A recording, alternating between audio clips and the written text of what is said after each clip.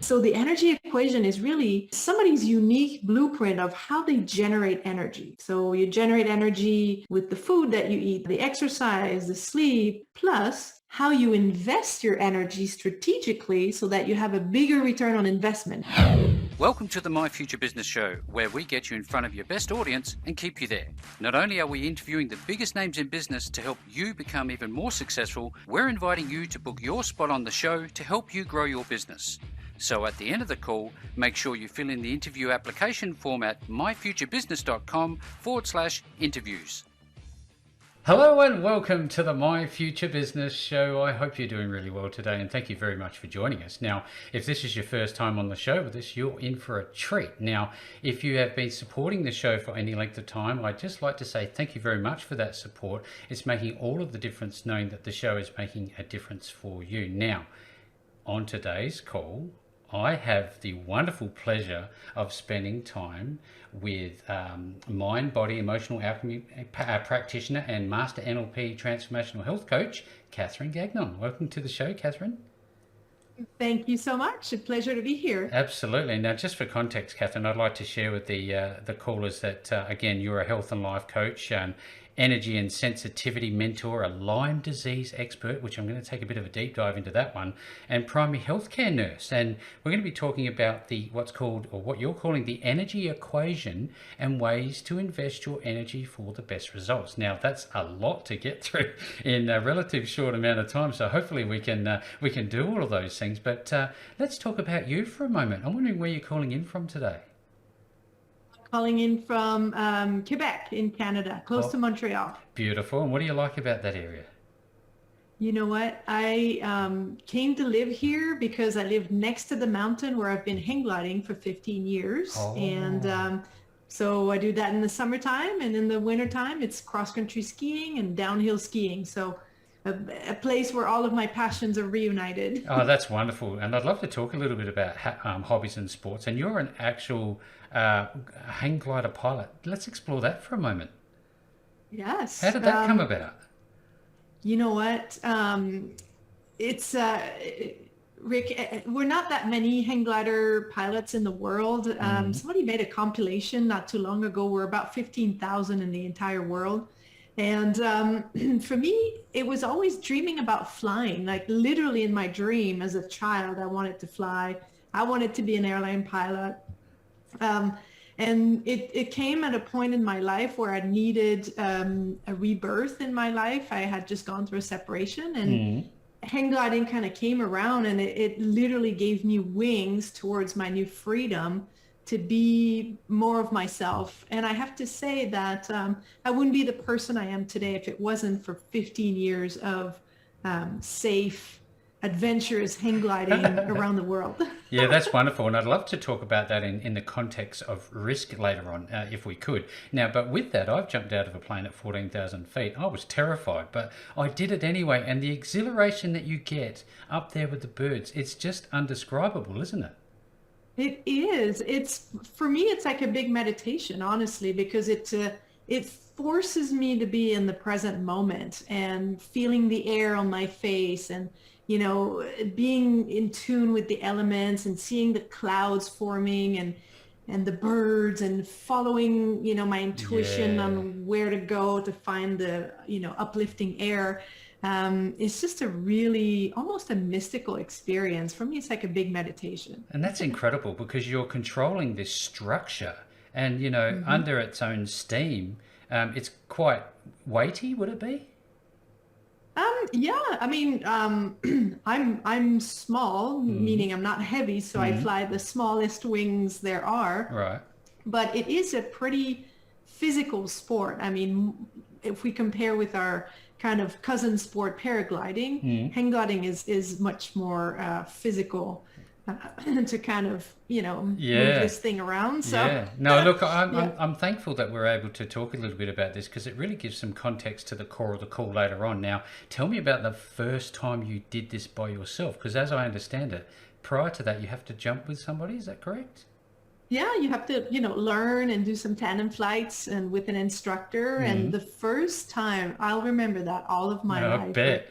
The first time, it's like, I mean, it's one of the biggest fears of mankind is to fall off a cliff or fall in the Yeah. abyss or something like Yeah. that. So I was lifting my wing, going, and What then am I putting it doing? back, and then lifting it. Oh my God.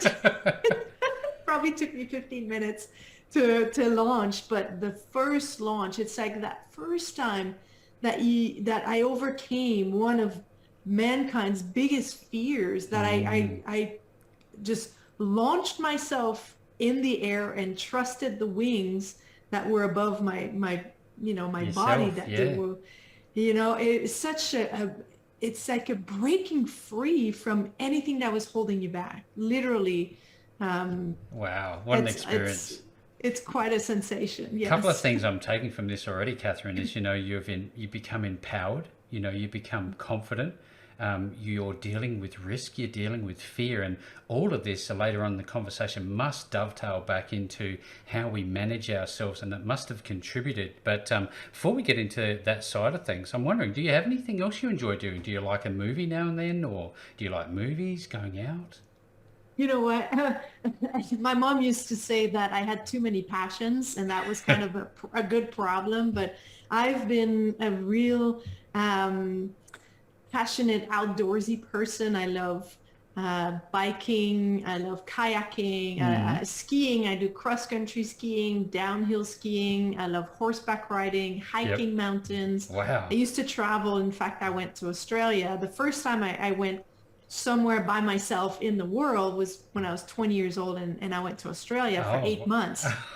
And what a delight. It literally felt like home. and Yeah. and then I wanted to touch all 5 continents by age 25, and I did it multiple times. So traveling, you know in the pre-COVID era used to be something I was doing quite a bit. So do you still have a bucket list?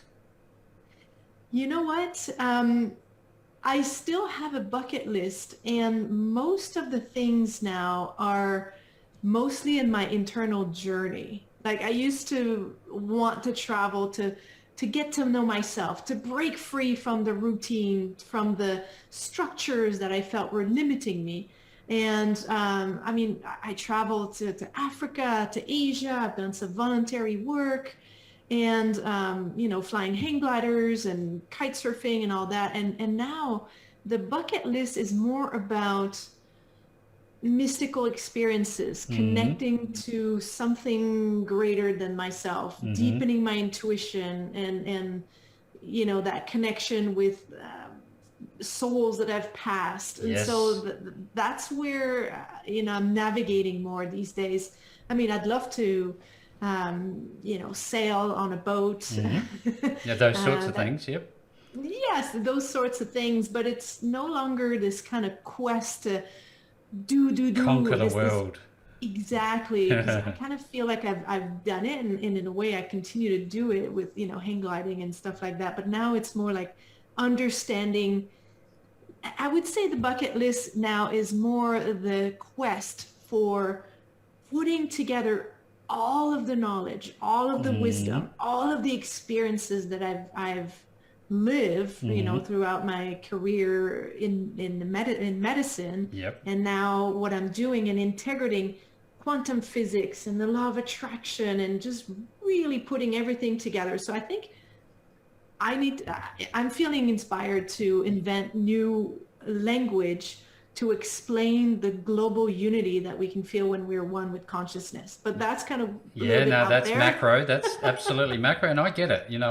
I've had this conversation a number of times, and I think the world is shifting towards this because there is absolutely something there to behold and benefit from. Now, if I might, Catherine, I'm a big lover of pets, and I'm wondering, do you think that pets' spirit come from somewhere else? And how much do you love pets? Do you have your own pets? I used to have birds and horses, All kind of right. the big and the The big and small. the small. And I do believe that not just animals, but the living consciousness, Mm-hmm. animals sense things, and they inform us of the state of the world, really, and they're great mirrors of the state of our internal world also. I remember my horse used to be moody like I was when I was a teenager. And she could feel me. She could feel like if I was a little bit upset or anxious, She would I'd come know. to her stall and she'd turn her butt to me. And I was like, So, not today.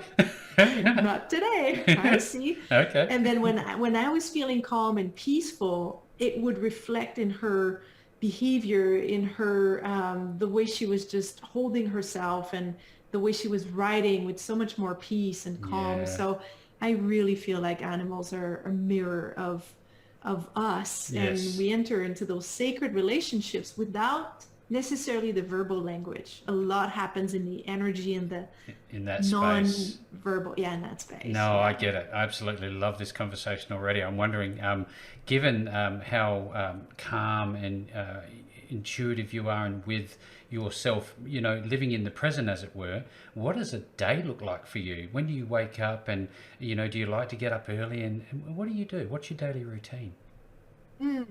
Well, it's been a work in progress to, create a routine that really suits my rhythm, my energy, my digestion. Mm. So I like to, wake up to the day, setting not intentions, but setting my mindset to what I'm looking forward to that day, and kind of Mm. just enjoying the contact of the sheets and the warmth of the bed, and Yep. just like, yay, and what kind of miracles are going to happen today, or what am I going to be surprised with, and kind of setting that expectation.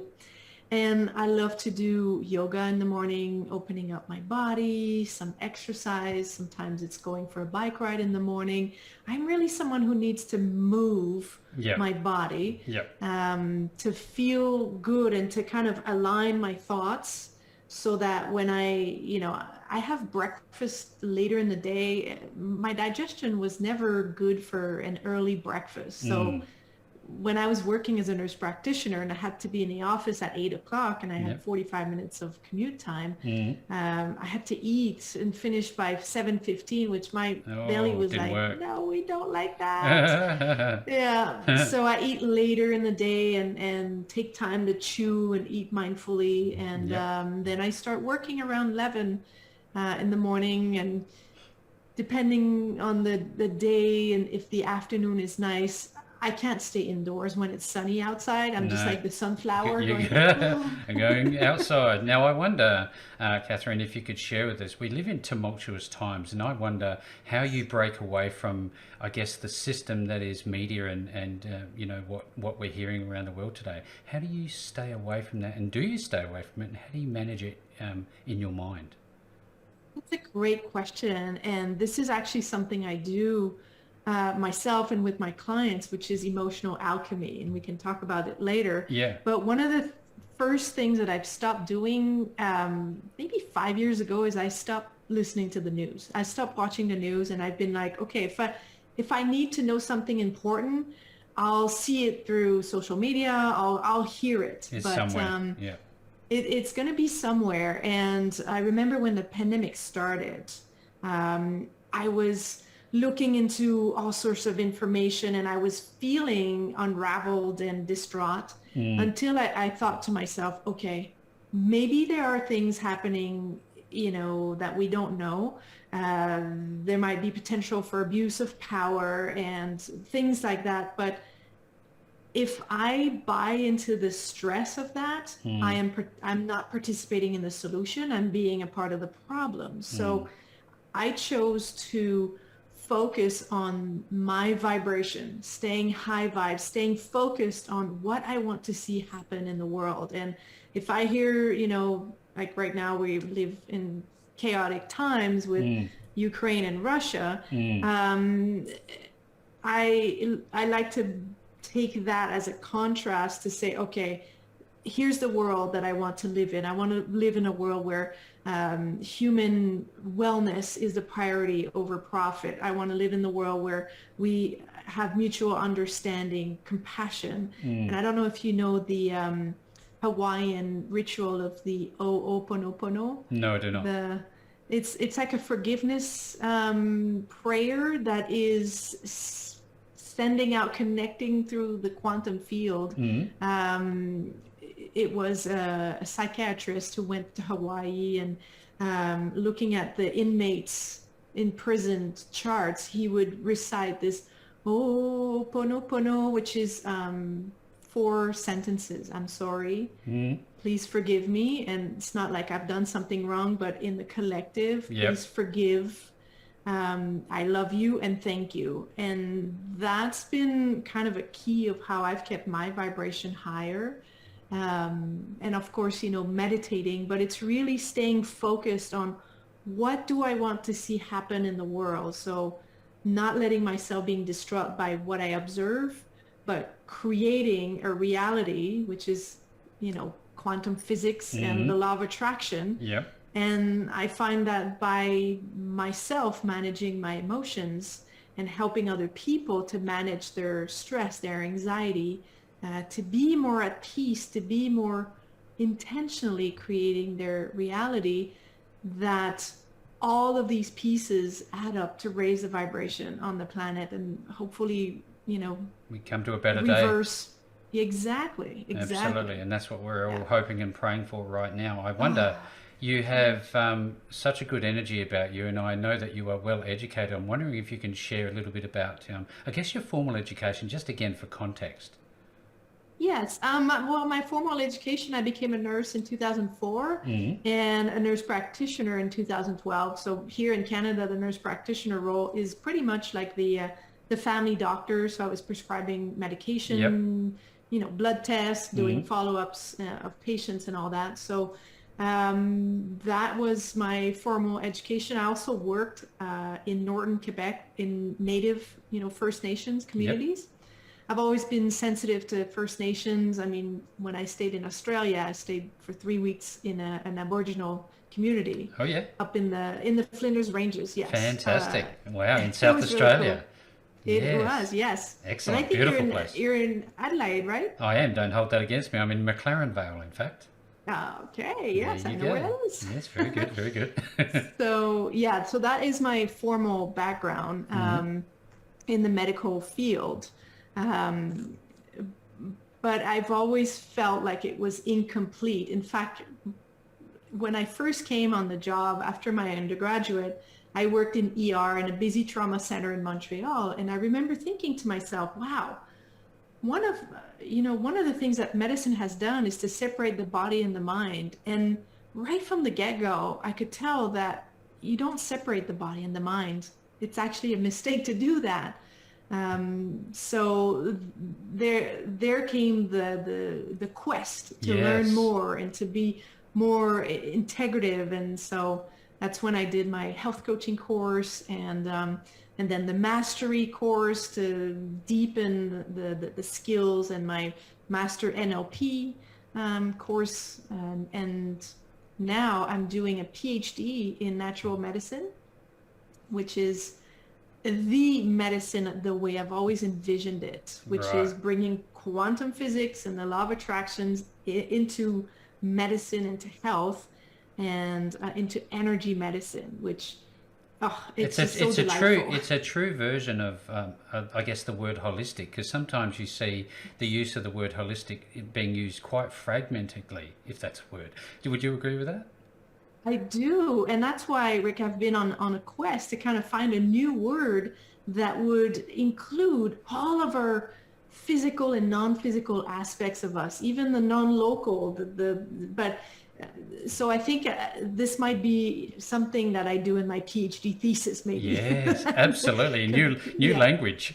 Exactly. Now, I know that you, again, you're educated and you must follow and learn from people. Who do you think really influenced you, I guess, in your formative years, in the earlier years, and do you still study and learn from particular people? Yes. Oh my gosh. There has been so many mentors and so many people inspiring me.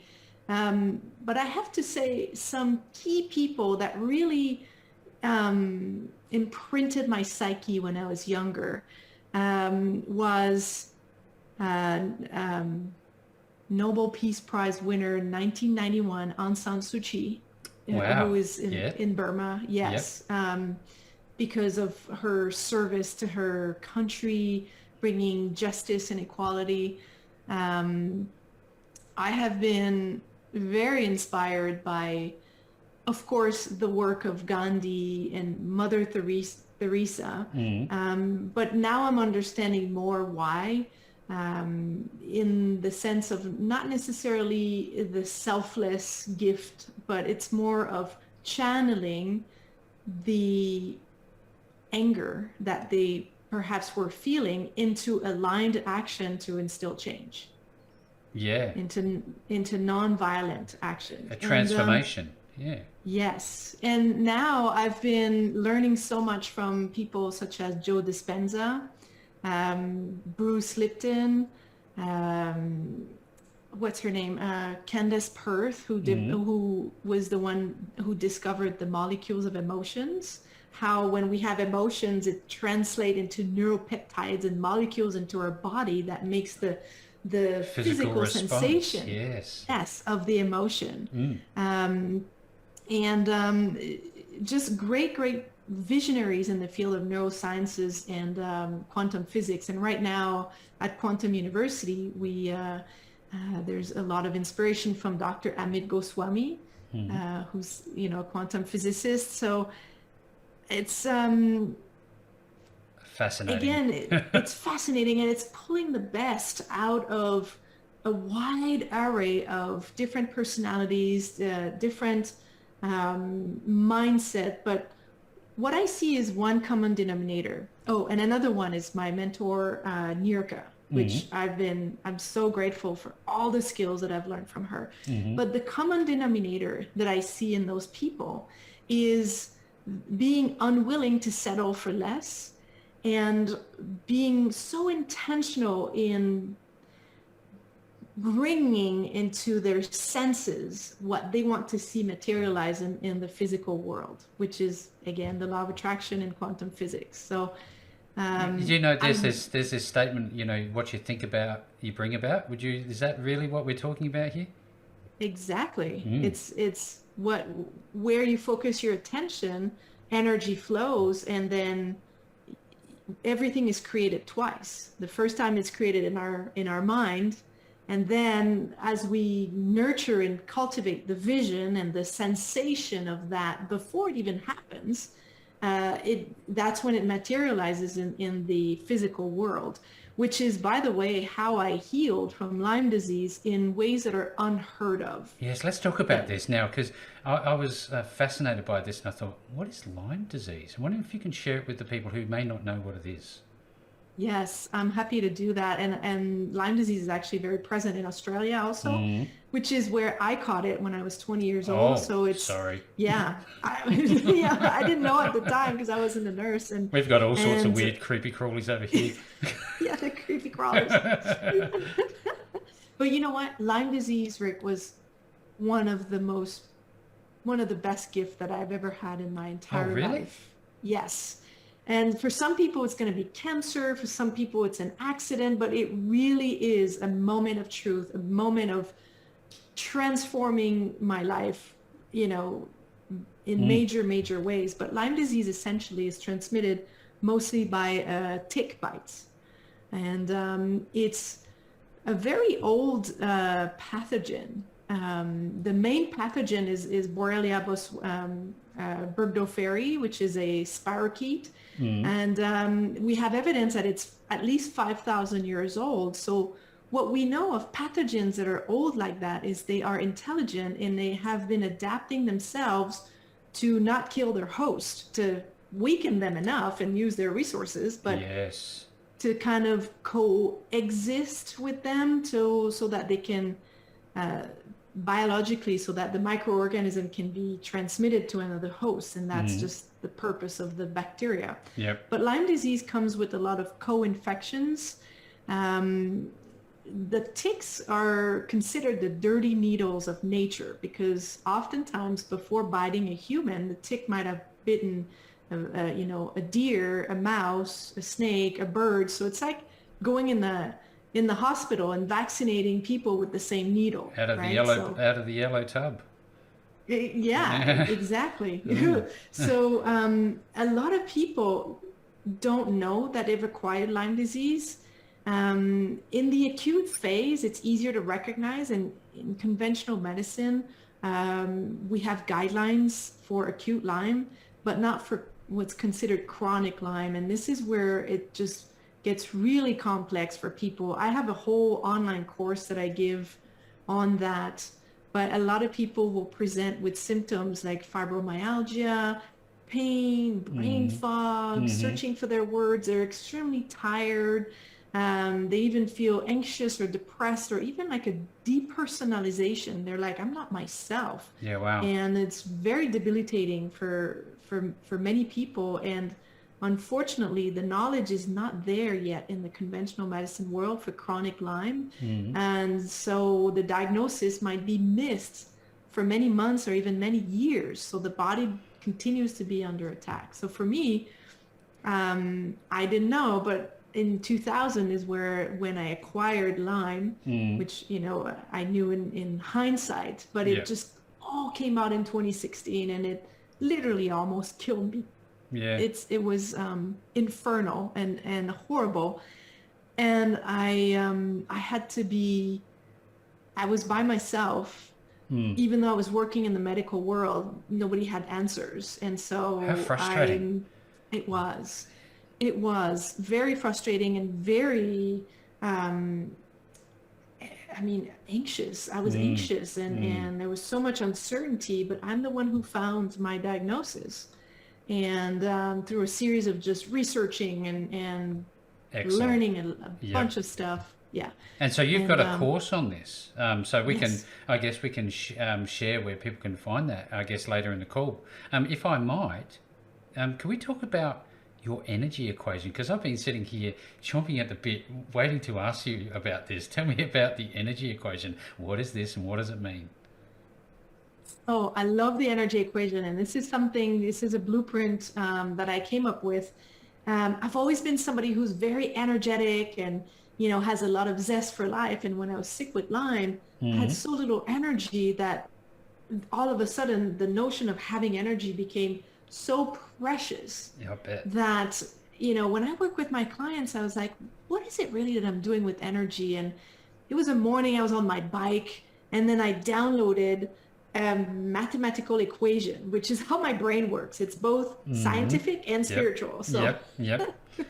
and so the energy equation is really somebody's unique blueprint of how they generate energy. So you generate energy with the food that you eat that's right for you, the exercise, the sleep, the your mental nurturing, your positive emotions. So how you generate energy, plus how you invest your energy strategically so that you have a bigger return on investment. It's just like money. Yes. And the way I describe that is, when you feel passionate about a project and you're investing your energy, you get more energy out of it Ah, than what you yes. put in. Okay. Yes. So generating energy plus investing it strategically, and then divided by energy leaks. And this is where my specialty lies, the energy leaks. And there's a reason why it's a division and not a subtraction, Mm-hmm. because it's that much more powerful when we have energy leaks. And I can name a few, and I'm sure people can recognize themselves, but some of the big energy leaks that people have is um, wearing a mask of, oh, everything is going well, on the outside, but inside they feel anxious. They feel like their Distraught. world, yeah, distraught, upset. And other energy leaks is comparing ourselves with others, perfectionism, Mm. being so critical of ourselves, very judgmental of our own action or words, ruminating, let's say, a conversation, and, oh, did I say the right thing? Did I do the right thing? And then just kind of I've seen myself in this looping. already.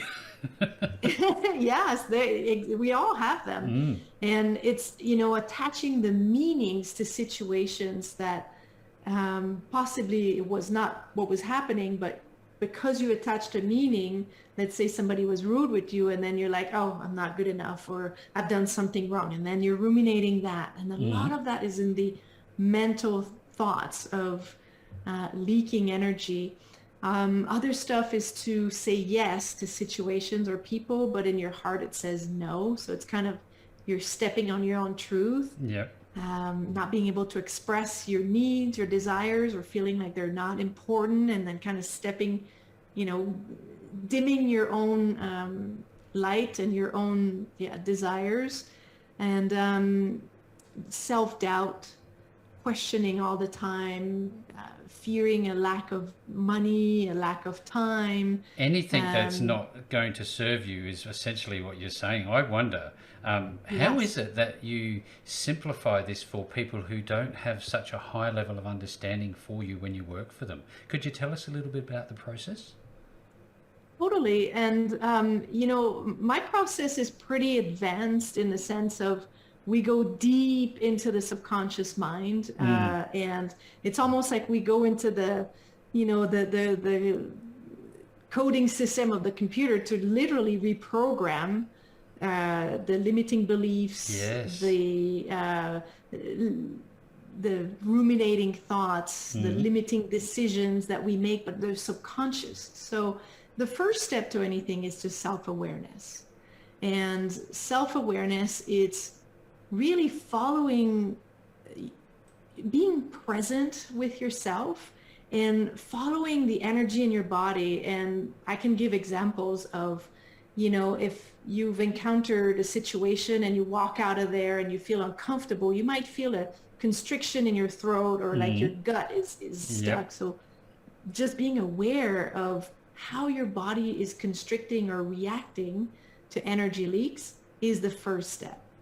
What is draining your energy, or what are you tolerating that you have to force yourself to do something, and it's just like, I don't want to do that. Pain. Those are, yes, pain. Those are energy leaks. And Mm. pain in the body is a huge, on the physical Yep. side of energy leak, pain and um, autoimmunity, or intolerances or allergies that are kind of subclinical, Yep. but that give you all kinds of symptoms of fatigue and brain fog and things like that. So the first step to anything is self-awareness. So I have a way of asking people questions to bring them back in their body. And let's say they're telling a story and they're getting all amped up, and I'm like, let's pause here. Where do you feel that in your body? What is that sensation? Oh, okay. So when I'm stressed, I feel this heart palpitating. Oh, I feel this sweat on my forehead. So Mm. then it becomes their indicator. And once you've seen something, it's very hard to unsee it. Yeah, yeah, yeah. Impossible almost. Yeah, yeah. It's like a neurological remapping, isn't it? I wonder, in all of Yes. this work that you're doing, I think about neuroplasticity and things like that. I'm sure that that has a part to play, and I'm sure that if you don't already have one, is there a book coming for all of this? There I has to had a be. book, I had a book in writing, and honestly, I had to stop writing it just because with the PhD studies Yes, too much. and my business is just, Yep. and my mind, already is getting expanded. So, but there is more than one book Absolutely, about I that. can I can tell that's for sure and certain. Now you've touched on the fact that there are certainly books in there. There's courses that people can get their hands on. I think it's about time that we share, because I'm positive there'll be people on the call today going, "Well, I need to know more." So on that basis, Catherine, where can people find you and find your courses and things like that? Yeah, so my website is it's bilingual, French and English. Mm. So it's www.catherinegagnon.ca. So I'm going to spell it, but it's my Mm. name. Yep.